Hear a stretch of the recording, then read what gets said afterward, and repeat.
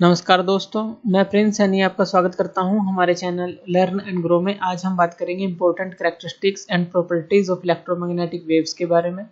जो electromagnetic wave है वो हमने पढ़ी थी कि किस तरह से वो जनरेट होती है। मान लीजिए एक ओवरव्यू ले लेते हैं। यहाँ पर 3 एक्सिस ले लेते हैं, एक एक्स एक्सिस, एक वाई और एक जेड एक्सिस। अगर हम वाई एक्सिस में लेते हैं जो इलेक्ट्रिक फील्ड का वेक्टर है और जेड एक्सिस में लेते हैं मैग्नेटिक फील्ड का वेक्टर है, इन दोनों के बीच में कितना डिग्री का एंगल है? 90 डिग्री का एंगल है। अब मान लेते हैं कि अगर इलेक्ट्रिक फील्ड जो है वेक्टर इस तरह से जो वेव हमें दिखा रहा है और जो मैग्नेटिक फील्ड की अगर हम देखें ये इस तरह से हम जो है एक वेव बना लेते हैं, दोनों ही परपेंडिकुलर हैं और जो प्रोपेगेशन ऑफ वेव है वो इस तरफ है, एक्स डायरेक्शन की तरफ, यानी कि एक्स वाई और जेड ये तीनों क्या हैं? एक दूसरे के परपेंडिकुलर हैं। जो प्रोपेगेशन ऑफ वेव है वो किसके परपेंडिकुलर है? इलेक्ट्रिक फील्ड के भी। जो इलेक्ट्रिक फील्ड वेक्टर हमने लिया और मैग्नेटिक फील्ड वेक्टर के, तो ये प्रोपेगेशन ऑफ वेव होता था। तो ये हमने उसके अंदर समझा था। तो इसकी कुछ इंपॉर्टेंट कैरेक्टरिस्टिक्स जान लेते हैं। सबसे पहले, the electromagnetic waves are produced by accelerated और ऑसिलेटिंग चार्ज। अब यहाँ पर देखिए, मान लीजिए एक हमारे पास चार्ज है, पॉजिटिव नेगेटिव कुछ भी मान लीजिए। पॉजिटिव चार्ज है तो उससे हमें पता है अगर हम इलेक्ट्रिक फील्ड लाइंस देखें तो बाहर की तरफ निकलेंगे। तो अगर ये रेस्ट पर है, मान लीजिए ये रेस्ट पर है, तो इसके आसपास इलेक्ट्रिक फील्ड होगा। ध्यान से समझिए, इसके आसपास क्या होगा? सिर्फ इलेक्ट्रिक फील्ड होगा। अगर यही चार्ज मूव करने लग जाए, अगर ये मूव करेगा तो इलेक्ट्रिक फील्ड जो है आसपास अपने क्या प्रोड्यूस करेगा? मैग्नेटिक फील्ड प्रोड्यूस करेगा। ये भी क्लियर है, क्योंकि जब ये चार्ज मूव करता है यानी कि करंट मूव करता है, मान लीजिए एक कंडक्टर है उसमें से करंट मूव करेगा आई, तो चार्ज फ्लो होंगे तभी तो वो करंट जो है वहां पर प्रोड्यूस करेगा। तो करंट प्रोड्यूस होगा तो उसके आसपास क्या होगा? मैग्नेटिक फील्ड होगा। लेकिन अगर ये चार्ज कांस्टेंट वेलोसिटी से मूव करे, कांस्टेंट वेलोसिटी से, यानी कि इसके अंदर कुछ भी एक्सेलरेशन जो है चेंज नहीं हो रही, तो वहां पर जो इलेक्ट्रोमैग्नेटिक वेव है वो क्रिएट नहीं होती। क्योंकि जब तक इलेक्ट्रिक फील्ड और मैग्नेटिक फील्ड स्पेस और टाइम के साथ चेंज नहीं होते तब तक इलेक्ट्रोमैग्नेटिक वेव क्रिएट नहीं होती। यानी कि अगर ये कांस्टेंट वेलोसिटी पर चलेगा ये जो चार्ज है, तो यहाँ पर इलेक्ट्रोमैग्नेटिक वेव क्रिएट नहीं होगी। लेकिन अगर यही चार्ज जो है एक्सेलरेट हो विद स्पेस एंड टाइम, तो क्या होगा? इलेक्ट्रोमैग्नेटिक वेव जो है क्रिएट होगी। तो ये कहता है तभी ये क्रिएट होगी। तो electromagnetic waves are produced by accelerated और ऑसिलेटिंग चार्जेस, यानी कि एक्सेलरेट कह लीजिए या ऑसिलेट करने वाले जो चार्ज हैं, जो यानी कि स्पेस और टाइम के साथ जो है चेंज हो रही है उनकी इलेक्ट्रिक फील्ड और मैग्नेटिक फील्ड, तो तभी जो है इलेक्ट्रोमैग्नेटिक वेव जो है प्रोड्यूस होती है। इसका ये मतलब है। इतना क्लियर है? चलिए सेकंड पॉइंट ले लेते हैं। These waves do not require any material medium for propagation। अब ये क्यों कहा? अब देखिए, मटेरियल मीडियम का मतलब है कि जैसे कि हवा हो गई या कुछ इस तरह का मीडियम हो गया, कोई भी आप मीडियम ले सकते हैं, वाटर हो गया, प्लास्टिक हो गया, कुछ भी चीज़, कोई भी मीडियम ले लीजिए। तो इनको ट्रैवल करने के लिए इस तरह की मटेरियल मीडियम की जरूरत नहीं है। ये वैक्यूम में भी चल सकती हैं, यानी कि ये स्पेस में भी चल सकती हैं। तो इसीलिए अब हमें पता है इलेक्ट्रोमैग्नेटिक वेव जो है स्पेस में चलती ही हैं। जैसे सन से अगर हम देखें अर्थ के पास जो है रोशनी आती है, इस तरह से स्पेस के अंदर वो किस तरह से ट्रैवल होती हैं, जो वेव्स होती हैं। तो इलेक्ट्रोमैग्नेटिक वेव्स जो होती हैं उनको कोई मटेरियल मीडियम की रिक्वायरमेंट नहीं है चलने के लिए। तो ये भी इनकी एक कैरेक्टरिस्टिक है। चलिए नेक्स्ट पॉइंट ले लेते हैं। These waves travel in free space with a speed 3 × 10⁸ metre पर सेकेंड। और ये फ्री स्पेस में कितनी गति से चल सकती है? लाइट की गति से चल सकती हैं। इसीलिए इनको लाइट वेव जो है, इलेक्ट्रोमैग्नेटिक जो वेव है उनको लाइट जो है, लाइट को इलेक्ट्रोमैग्नेटिक वेव बोला गया है, इलेक्ट्रोमैग्नेटिक वेव को लाइट कह लीजिए। तो इतनी गति से चलती हैं 3 × 10⁸ मीटर पर सेकेंड। इतना भी क्लियर है। In electromagnetic waves the sinusoidal variation in both. अब दोनों के अंदर साइनोसॉइडल जो वेरिएशन होती है इलेक्ट्रिक और मैग्नेटिक फील्ड वेक्टर में एक साथ होती है। एक साथ होने का क्या मतलब है? कि वो जो है मैक्सिमम और मिनिमम सेम प्लेस पर सेम टाइम पर अटेन करते हैं। जैसे कि हमने यहाँ पर दिखाया था, एक एक्सिस ये था, एक एक्सिस ये, एक एक्सिस ये।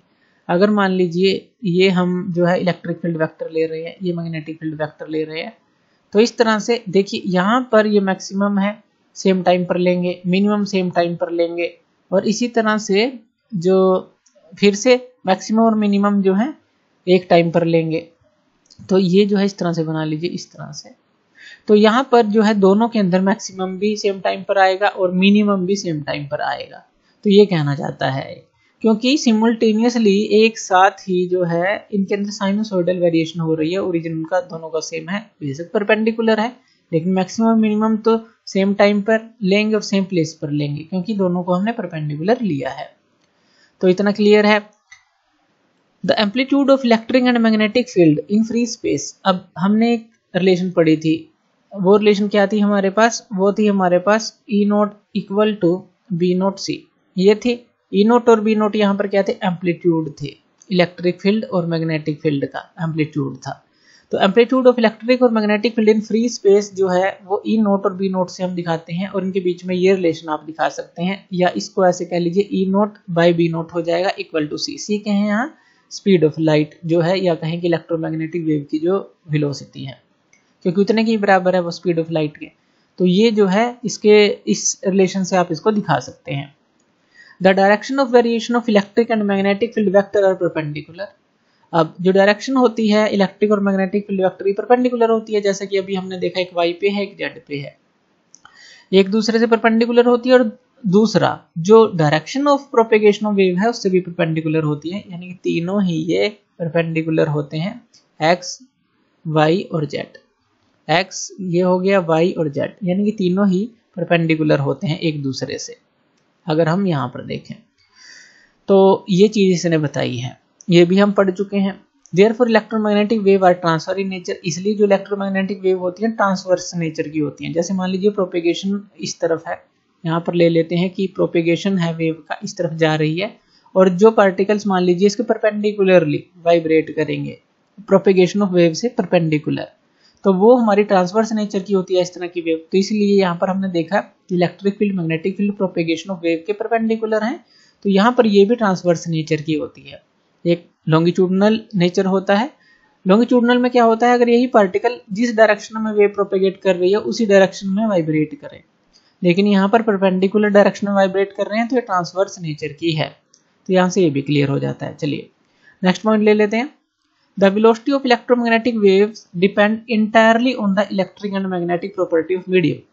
अब देखिए जो इलेक्ट्रोमैग्नेटिक वेव है वो क्यों जनरेट हो रही है, इलेक्ट्रिक और मैग्नेटिक फील्ड के कारण। इलेक्ट्रिक फील्ड और मैग्नेटिक फील्ड के कारण प्रोपेगेट कर रही है। इलेक्ट्रिक फील्ड यहाँ पर मान लेते हैं और मैग्नेटिक फील्ड यहाँ पर मान लेते हैं इस तरह से, और प्रोपेगेशन इस तरफ है, प्रोपेगेट इस तरफ कर रही है। अब हमने देखा कि जब इलेक्ट्रिक और मैग्नेटिक फील्ड चेंज होंगे विद स्पेस एंड टाइम तभी इलेक्ट्रोमैग्नेटिक वेव जनरेट होगी। तो इसी तरह से जो इलेक्ट्रोमैग्नेटिक वेव है वो डिपेंड करेगी सिर्फ इलेक्ट्रिक और मैग्नेटिक प्रॉपर्टी ऑफ मीडियम पर। मान लीजिए किसी मीडियम से वो गुजर रही है, उसी के ऊपर डिपेंड करेगी बस। तो यहाँ से हमें ये क्लियर ही हो जाता है, क्योंकि इलेक्ट्रिक और मैग्नेटिक फील्ड के थ्रू ही ये जो है डिस्टर्बेंस क्रिएट हो रही है। नेक्स्ट ले लेते हैं, जो वेलोसिटी है इलेक्ट्रोमैग्नेटिक वेव की इन डाइइलेक्ट्रिक इज लेस देन सी। अब डाइइलेक्ट्रिक जो मीडियम है कोई भी ले सकते हैं आप, माइका, ग्लास, प्लास्टिक, इस तरह से कोई भी मीडियम ले लीजिए। या डाइइलेक्ट्रिक जो है वो क्या होता है, जैसे कैपेसिटर की प्लेट होती हैं, जब हम उनको बैटरी के थ्रू कनेक्ट करते हैं तो वहाँ पोलराइजेशन हो जाती है। तो इस तरह का एक मीडियम बन जाना। तो वेलोसिटी जो है इलेक्ट्रोमैग्नेटिक वेव की डाइइलेक्ट्रिक में लेस देन होती है। ये नोट किया गया है कि वो सी से, यानी कि जो वेलोसिटी ऑफ लाइट है जो उससे कम होती है डाइइलेक्ट्रिक मीडियम के अंदर। तो ये भी इसकी एक कैरेक्टरिस्टिक है। और ये क्यों होती है, क्योंकि देखिए अलग अलग मटेरियल में जब वेव जाती है तो रिफ्रैक्टिव इंडेक्स अलग अलग होता है सबका, तो उस हिसाब से ये चेंज भी होती है, कम या ज़्यादा। Electromagnetic waves carry energy. अब जो इलेक्ट्रोमैग्नेटिक वेव चलती है तो उसके पास एनर्जी होती है, मोमेंटम भी कह सकते हैं कि वो भी होता है। इलेक्ट्रोमैग्नेटिक वेव कैरी एनर्जी, और ये जो एनर्जी होती है इक्वली डिवाइडेड होती है किस किस के बीच में, इलेक्ट्रिक फील्ड और मैग्नेटिक फील्ड वेक्टर के बीच में। उन्हीं से तो ये डिस्टर्बेंस क्रिएट हो रही है एक तरह से, इलेक्ट्रिक फील्ड और मैग्नेटिक फील्ड। तो जितनी भी एनर्जी होगी, अगर हम law of conservation of energy को समझें कि उसको हम प्रोड्यूस तो कर नहीं सकते, ना ही उसको डिस्ट्रॉय कर सकते, नष्ट कर सकते एनर्जी को, तो इलेक्ट्रिक फील्ड और मैग्नेटिक फील्ड में वो इक्वली डिवाइडेड होती है। जो भी टोटल इलेक्ट्रोमैग्नेटिक वेव के पास एनर्जी है, इतना भी क्लियर है। एवरेज अगर हम इलेक्ट्रिक एनर्जी डेंसिटी की बात करें due to static electric field and static magnetic field. अब एनर्जी डेंसिटी क्या होती है इसको समझिए। ये होती है टोटल अमाउंट ऑफ एनर्जी किसी भी सिस्टम के अंदर पर यूनिट वॉल्यूम, यानी कि टोटल जो अमाउंट ऑफ एनर्जी है इन सिस्टम पर यूनिट वॉल्यूम, तो वो एनर्जी डेंसिटी होती है। अब यहाँ पर हम बात क्या कर रहे हैं, एवरेज इलेक्ट्रिक एनर्जी की। एवरेज इलेक्ट्रिक एनर्जी इसको हम डिनोट कर लेते हैं, यूई से डिनोट कर लेते हैं। और ये बात याद रखिए कि हम वैक्यूम में ले रहे हैं इसको, वैक्यूम के अंदर जो है एवरेज इलेक्ट्रिक एनर्जी डेंसिटी जो है due to static electric field और स्टैटिक मैग्नेटिक फील्ड, तो ये किसके बराबर होगी। तो ये फॉर्मूला हमारे पास होता है, ये होता है हमारे पास हाफ एप्सिलॉन नॉट ई का स्क्वायर। और याद रखना है विद टाइम के साथ ही चेंज नहीं हो रहे। जो हमने इलेक्ट्रिक फील्ड और मैग्नेटिक फील्ड की बात की है, तभी हमने ये जो है वैक्यूम के अंदर बात की है, स्टैटिक कहा है इनको। इसी तरह से अगर हम बात करें जो टोटल एवरेज एनर्जी डेंसिटी होगी, अब यहाँ पर देखिए ये तो हमने इलेक्ट्रिक एनर्जी डेंसिटी ली है, टोटल एवरेज एनर्जी डेंसिटी यानी कि ये तो इलेक्ट्रिक एनर्जी है। इसी तरह से हम जो हमारी मैग्नेटिक फील्ड के लिए है एवरेज मैग्नेटिक जो एनर्जी डेंसिटी है, जैसे इलेक्ट्रिक एनर्जी डेंसिटी है इसी तरह से मैग्नेटिक एनर्जी डेंसिटी है, उसको हम किससे डिनोट कर देंगे, यू बी से डिनोट कर देंगे। और ये किसके बराबर होता है, हाफ बी का स्क्वायर डिवाइड में म्यू नॉट। तो ये फॉर्मूले पहले आ चुके हैं। तो इस तरह से ये तो हो गई एवरेज इलेक्ट्रिक एनर्जी डेंसिटी और ये होगी एवरेज मैग्नेटिक एनर्जी डेंसिटी। अब टोटल एवरेज एनर्जी डेंसिटी की बात करें तो इन दोनों को प्लस कर देंगे, यानी कि यूई प्लस यूबी कर देंगे। और यूई की वैल्यू क्या है हमारे पास, हाफ एप्सिलॉन नॉट ई का स्क्वायर प्लस ये क्या आ जाएगा, हाफ बी का स्क्वायर बाय म्यू नॉट। तो ये हमारे पास आ जाएगा टोटल एवरेज जो एनर्जी डेंसिटी है। अब देखिए अगर हम बात करें वेरिएशन की, तो हमें वहां पर आरएमएस वैल्यू लेनी पड़ती है। अब देखिए वेरिएशन की बात कर रहे हैं, अगर साइनसॉइडल फॉर्म में है, चाहे ई ले लीजिए चाहे बी ले लीजिए, यानी कि वेरी हो रही है वो टाइम और स्पेस के साथ। तो वहां पर ई की जगह और बी की जगह हम क्या लेते हैं, ये तो स्टैटिक थे हमारे फील्ड, लेकिन यहाँ पर हमें आरएमएस वैल्यू लेनी पड़ती है। तो जब हम आरएमएस वैल्यू लेंगे तो इनको हम क्या लिखेंगे, इन्हीं की जगह हम लिख सकते हैं, जैसे यूई की वैल्यू को अगर हम लिखें तो ये क्या आ जाएगी, हाफ एप्सिलॉन नॉट ई की आरएमएस वैल्यू का स्क्वायर। इसी तरह से यू बी को लिखेंगे, ये क्या आ जाएगा हमारे पास, हाफ बी आरएमएस जो वैल्यू है इसका स्क्वायर डिवाइड में म्यू नॉट। तो आरएमएस वैल्यू हम लेते हैं क्योंकि हमें तो वेरिएशन मिलती है, हमें पता है साइनसॉइडल वेरिएशन इलेक्ट्रिक फील्ड और मैग्नेटिक फील्ड में। तो ये रिलेशन जो है हमारी आती है मेनली किसके लिए आती है, इलेक्ट्रोमैग्नेटिक वेव्स के लिए, क्योंकि इलेक्ट्रिक फील्ड और मैग्नेटिक फील्ड वहां पर वेरी हो रहे हैं विद स्पेस एंड टाइम। तो ये रिलेशन हमारी वैलिड रहती है, ये नहीं, ये स्टैटिक के लिए ये हमारी वैलिड रहती है क्योंकि वेरिएशन है वहां पर। अब यहाँ पर हम यूई और यूबी के बीच में भी एक रिलेशन देख लेते हैं। हमने एक रिलेशन पढ़ी थी, अभी पढ़ी थी, उसमें क्या था हमारे पास, जो ई था वो किसके बराबर था, बी सी के बराबर था, यही था। इसी तरह से जो आर एम एस वैल्यू से रिप्लेस कर रहे हैं तो B R M S C के बराबर हो गया। और यहाँ से अगर हम बी आर एम एस को निकालें वो किसके बराबर हो जाएगा, E R M S divide में सी, यानी कि इस बी आर एम एस की वैल्यू को निकालें तो ये सी जो है इसके नीचे चला जाएगा। तो ये फॉर्मूला भी याद रखिए। और सी की जो वैल्यू होती है उसके लिए रिलेशन हमने निकाला था 1/√μ नॉट एप्सिलॉन नॉट। ये सारे रिलेशन आपको याद रखने हैं। तो ये रिलेशन निकाला था, तो यहाँ पर जो है हम इन्हीं का यूज करके इन दोनों के बीच में एक रिलेशन देखते हैं। जो म्यू बी है वो हमें कितना दिया गया, यू बी जो है, यू बी जो है एवरेज जो हमने ली है मैग्नेटिक एनर्जी डेंसिटी, ये किसके बराबर है हमारे पास, ये है हाफ, और यहाँ पर ये क्या था, बी का स्क्वायर आर एम एस, और डिवाइड में क्या था, म्यू नॉट, यही था। अब बी आर एम एस की वैल्यू को पुट कर देते हैं जो E R M S by C है। तो यहाँ पर ये क्या आ जाएगा, हाफ ई का स्क्वायर, यही आ जाएगा आर एम एस, और डिवाइड में क्या है, सी है हमारे पास। तो यहाँ पर ये क्या आ गया हमारे पास, सी का स्क्वायर, और इसके साथ क्या है यहाँ पर म्यू नॉट है। अब यहाँ पर सी की वैल्यू को पुट कर देते हैं। सी की वैल्यू ये है 1/√μ नॉट एप्सिलॉन नॉट। तो 1 आएगा और स्क्वायर है, अंडर कट जाएगा, तो ऊपर क्या आ जाएगा हमारे पास, म्यू नॉट एप्सिलॉन नॉट और ई का स्क्वायर, यही आएगा जो आरएमएस वैल्यू है उसका। और डिवाइड में क्या है हमारे पास, 2 है, और यहाँ पर ये क्या है हमारे पास, म्यू नॉट है।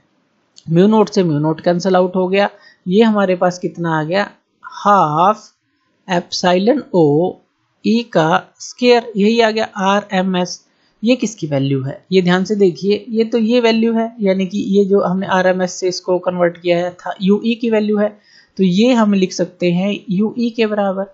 तो यहाँ पर देखिए जो यू बी है यू ई के बराबर है, जैसे कि हमने कहा था कि सेम टाइम पर जो है वो मैक्सिमा लेते हैं, मिनिमा लेते हैं। इसी तरह से हमने जो एनर्जी डेंसिटी देखी उनकी एवरेज, इलेक्ट्रिक एनर्जी डेंसिटी और मैग्नेटिक एनर्जी डेंसिटी, तो वो भी जो है यहाँ पर बराबर आती है, यू बी जो है यू ई के बराबर आती है। अगर यहाँ पर हम टोटल एवरेज एनर्जी डेंसिटी की बात करें तो टोटल एवरेज एनर्जी डेंसिटी वो किसके बराबर होगी, जैसे हमने ऊपर निकाली थी, यहाँ पर निकाली थी ना, U E plus U B किया था। इस केस के लिए भी क्या होगा, U E plus U B हो जाएगा। अब यू ई हमें पता है यू बी के बराबर है, दोनों बराबर है, तो या तो आप इसको 2 यू ई लिख सकते हैं या आप इसको 2 यू बी भी लिख सकते हैं, क्योंकि एक को कोई भी पुट कर दीजिए किसी के बराबर, तो 2 यू ई भी लिख सकते हैं, 2 यू बी भी लिख सकते हैं, कुछ भी लिख सकते हैं। अगर हम यहाँ पर 2 यू ई की वैल्यू को पुट करते हैं, यू ई की वैल्यू क्या है हमारे पास, हाफ एप्सिलॉन नॉट ई का square R M S, half epsilon naught E का स्क्वायर आर एम एस, ये पुट कर सकते हैं। अब यहाँ पर देखेंगे जब हम इसको कट करेंगे तो ये क्या जाता है हमारे पास, ये आ जाएगा एप्सिलॉन नॉट ई का स्क्वायर आर एम एस, ये आ जाता है। इसी तरह से अगर 2 म्यू बी की बात करें यहाँ पर, तो 2 से 2 कैंसिल आउट हो जाएगा और ये किसके बराबर आ जाता है, ये आ जाता है बी आर एम एस, ये स्क्वायर है यहाँ पर, बी का स्क्वायर आर एम एस, और डिवाइड में क्या आ जाता है यहाँ पर म्यू नोट। यानी कि ये रिलेशन भी एक तरह से निकल कर आ जाती है जब हम 2 यू ई और 2 यू बी की वैल्यू यहाँ पर पुट करते हैं। यहाँ पर एक और बात याद रखनी है कि जो E square R M S है वो किसके बराबर होती है, ये भी फॉर्मूला हमने निकाला था, वो होती है ई नोट बाय जो है √2 होती है वैसे तो जब इनका स्क्वायर करेंगे तो ये किसके बराबर आ जाएगी, ई नोट का स्क्वायर और डिवाइड में 2, तो ई नोट का स्क्वायर डिवाइड में 2, ये वैल्यू हम लिख सकते हैं। अगर हम स्क्वायर की बात कर रहे हैं, ई आर एम एस करेंगे तो वो क्या आ जाएगी हमारे पास ई बाय √2, तो वो ध्यान रखना है। तो यहाँ पर अगर स्क्वायर है तो ई नोट का स्क्वायर डिवाइड में यहाँ पर 2 आ जाएगा, √2 नहीं रहेगा, तो वो भी वैल्यू यहाँ पर पुट कर सकते हैं। ये फॉर्मूले भी हमने पहले डिस्कस किए थे, तो इतना क्लियर है। इस तरह से जो टोटल एवरेज जो एनर्जी डेंसिटी है उसके बारे में भी यहाँ से हम सब कुछ निकाल सकते हैं। नेक्स्ट है जो इलेक्ट्रोमैग्नेटिक वेव है, ई और बी जो है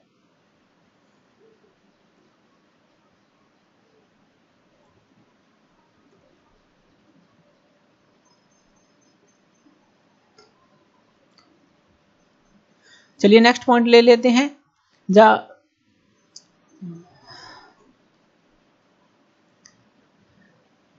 चलिए नेक्स्ट पॉइंट ले लेते हैं। The electric vector is responsible for the optical effect of an E M wave. अब देखिए जो इलेक्ट्रिक वेक्टर है वो जो है रिस्पॉन्सिबल होता है, ऑप्टिकल इफेक्ट आते हैं जो इलेक्ट्रोमैग्नेटिक वेव के अंदर, तो इसलिए उसको जो है लाइट।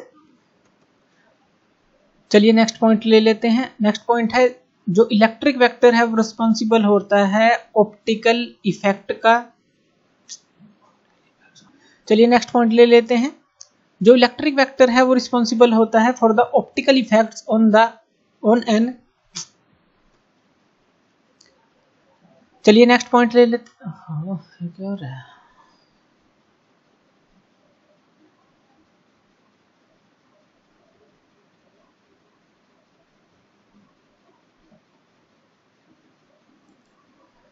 चलिए नेक्स्ट पॉइंट ले लेते हैं।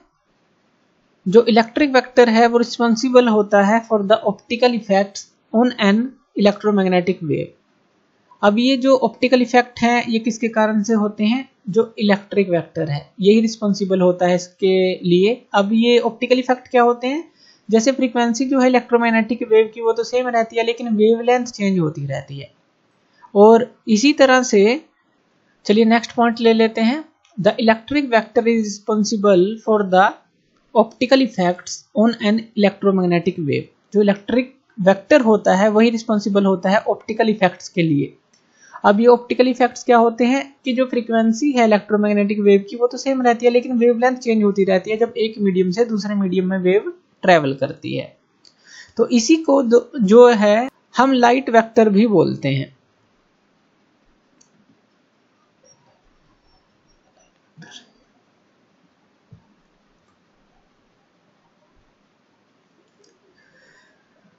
चलिए नेक्स्ट पॉइंट ले लेते हैं। नेक्स्ट पॉइंट है हमारे पास the electric vector is responsible for the optical effects on an electromagnetic wave.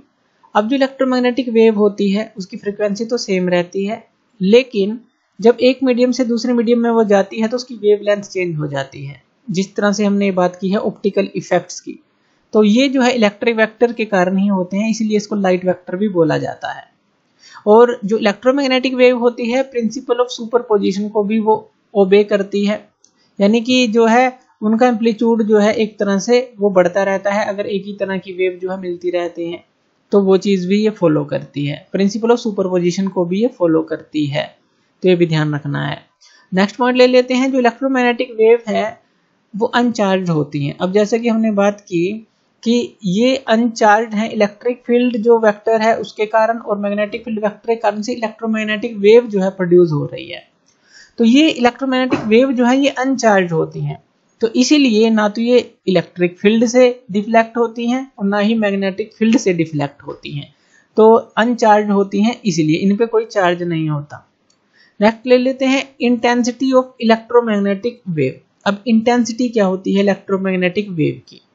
It is defined as the energy crossing, ध्यान से समझिएगा, it is defined as the energy crossing, जो एनर्जी क्रॉस कर रही है पर सेकंड पर यूनिट एरिया।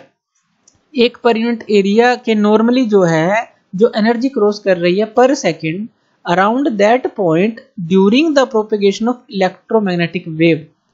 तो जब कहीं से भी इलेक्ट्रोमैग्नेटिक वेव जा रही है तो कितनी एनर्जी जो है क्रॉस कर रही है पर second per unit area, normally around that point, जो भी हम पॉइंट ले रहे हैं। मान लीजिए यहाँ पर हम एक एरिया ऑफ क्रॉस सेक्शन ले लेते हैं, जिसको हम ले लेते हैं कि area of cross section A है। अब जो इलेक्ट्रोमैग्नेटिक वेव ट्रेवल कर रही है तो मान लेते हैं कि वो जो है डेल टी जो है टाइम में ट्रेवल कर रही है। अब वेलोसिटी कितनी होती है इलेक्ट्रोमैग्नेटिक वेव की? सी होती है। तो डेल टी के अंदर वो कितना जो है डिस्टेंस या लेंथ ट्रेवल करेगी, वो ट्रेवल करेगी। अब डिस्टेंस क्या होगा, फॉर्मूला क्या होगा, वेलोसिटी इनटू टाइम, यानी कि सी डेल्टा टी वो ट्रेवल करेगी डिस्टेंस। तो यहाँ से नॉर्मली हम बात कर रहे हैं कि नॉर्मली इस सरफेस के वो गुजर रही है इन टाइम डेल्टा टी में। तो ये सरफेस हम यहाँ पर ले लेते हैं कि डेल टी के बाद जो है ये यहाँ पर आता है और एक इमेजिनरी सिलेंडर हम मान लेते हैं। अब यहाँ पर ये क्या है, ये लेंथ कितनी हो गई हमारे पास, सी डेल्टा टी, यानी कि यहाँ से इसने यहाँ तक जो है कितनी लेंथ है इस सिलेंडर की, सी डेल्टा टी, जैसे कि हमने बात की, क्योंकि डेल्टा टी के अंदर सी वेलोसिटी के साथ ये मूव कर रही है। अब यहाँ से जो एरिया ऑफ क्रॉस सेक्शन है नॉर्मली इसके चल रही है, यहाँ पर हम पॉइंट मान लेते हैं P, यहाँ पर हम पॉइंट मान लेते हैं ये P है और ये Q है, तो दो ये पॉइंट हम मान लेते हैं। और यहाँ पर हम मान लेते हैं कि जो UAV है वो एवरेज एनर्जी डेंसिटी है इलेक्ट्रोमैग्नेटिक वेव की। अब यहाँ पर हम मान लेते हैं इस पॉइंट को P को मान लेते हैं, और जो एनर्जी है यहाँ पर क्रॉस कर रही है, यानी कि इस P पॉइंट से जो भी एनर्जी क्रॉस कर रही है कितने टाइम के अंदर, डेल्टा टी टाइम के अंदर, वो एनर्जी किसके बराबर होगी, वो इस यानी कि डेल्टा टी के अंदर वो यहाँ से यहाँ पर पहुंची, यानी कि इस सिलेंडर के अंदर जितनी एनर्जी होगी, तो इसको हम डिनोट कर देते हैं कैपिटल U के साथ।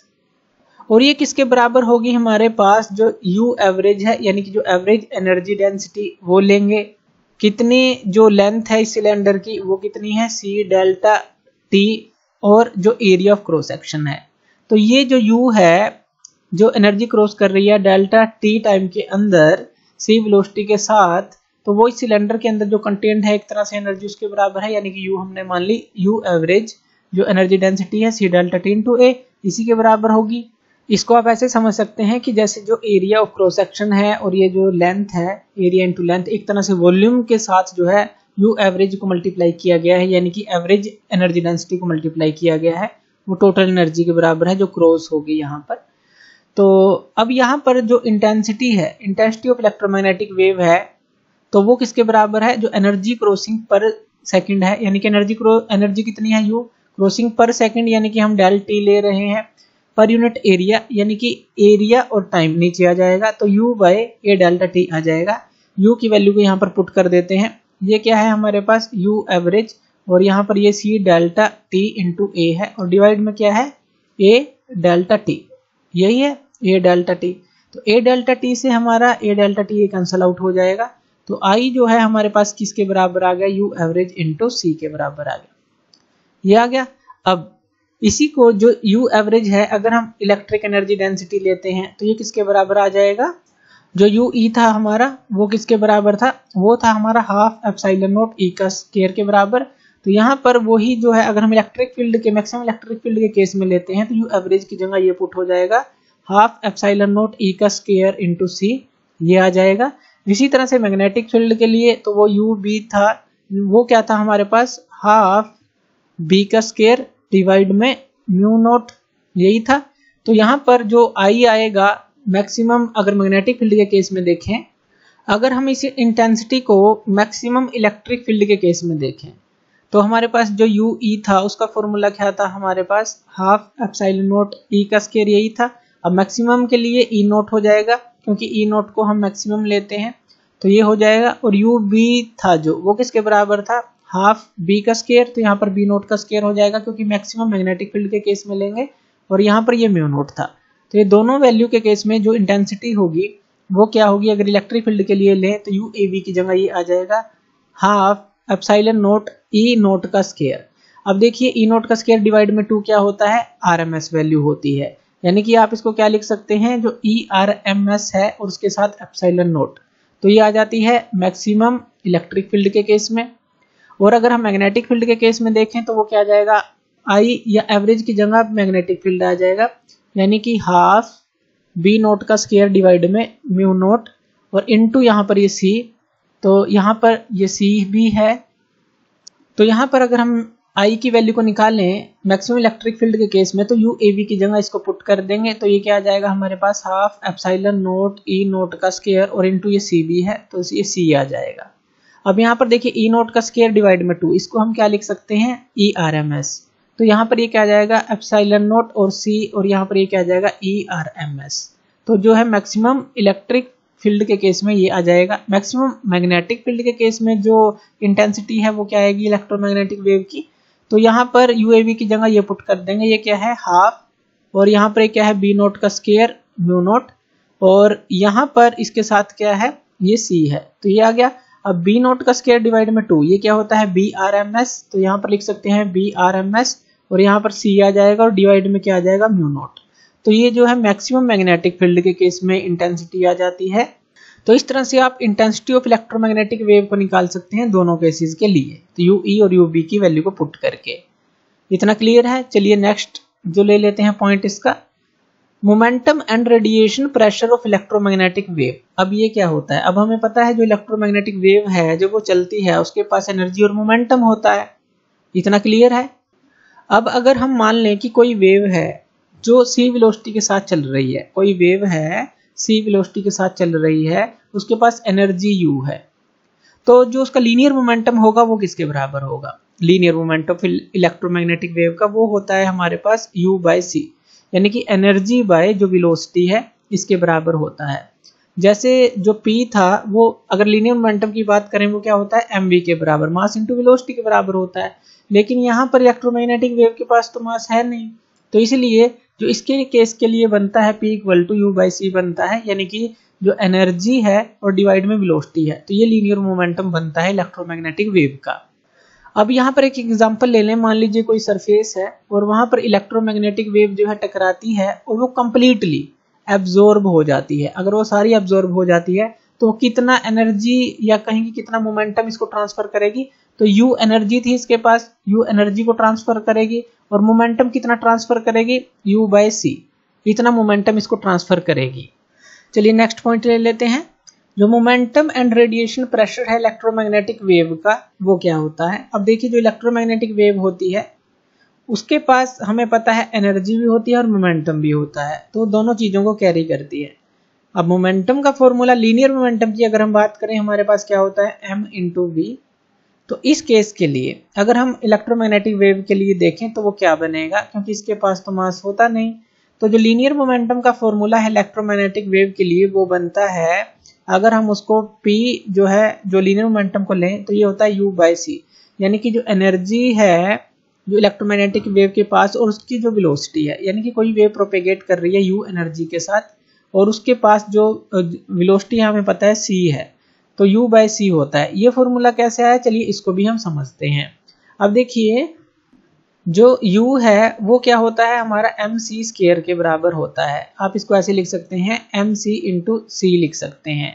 और ये जो mc है ये जो होता है जैसे p इक्वल टू mv, तो mv इसको हम p लिख सकते हैं, तो ये p इंटू c आ गया, तो ये u हो गया।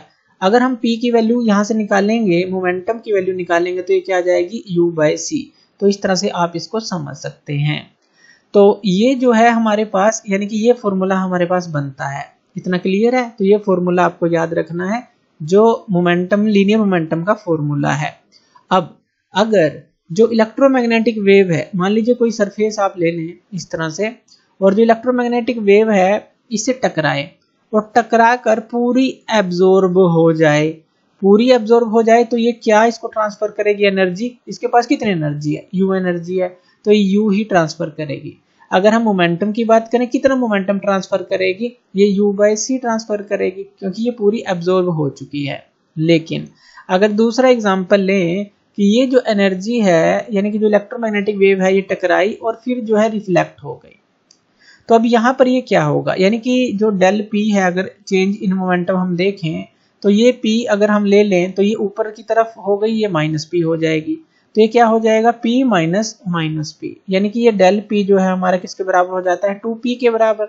p किसके बराबर है? u बाय c के बराबर। तो डेल p जो है ये क्या आ जाएगा? 2u बाय c के बराबर। तो ये ध्यान रखना है उस केस के लिए जब रिफ्लेक्ट हो जाती है।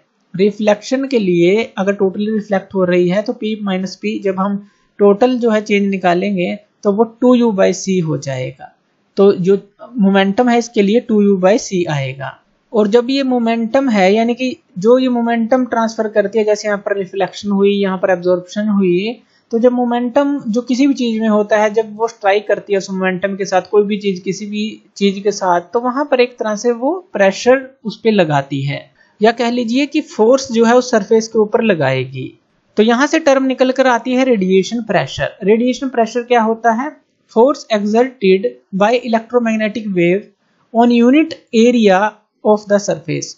यानी कि रेडिएशन प्रेशर क्या होगा? Force by area. फोर्स क्या होगी? Change in momentum by time, और डिवाइड में ये एरिया तो है ही, तो फोर्स को हमने ये लिख दिया। अब ये टाइम नीचे आ जाएगा, एरिया के साथ मल्टीप्लाई हो जाएगा, यानी कि चेंज इन मोमेंटम डिवाइड में एरिया इनटू टाइम। ये जो होता है रेडिएशन प्रेशर हमारे पास होता है। तो इस तरह से ये कुछ इंपॉर्टेंट कैरेक्टरिस्टिक्स थी और जो प्रॉपर्टी थी इलेक्ट्रोमैग्नेटिक वेव्स की हमने पढ़ी। तो थैंक यू वीडियो देखने के लिए, और इसी तरह की वीडियोस के लिए आप हमारे चैनल लर्न एंड ग्रो पे हमें सब्सक्राइब कर सकते हैं। धन्यवाद।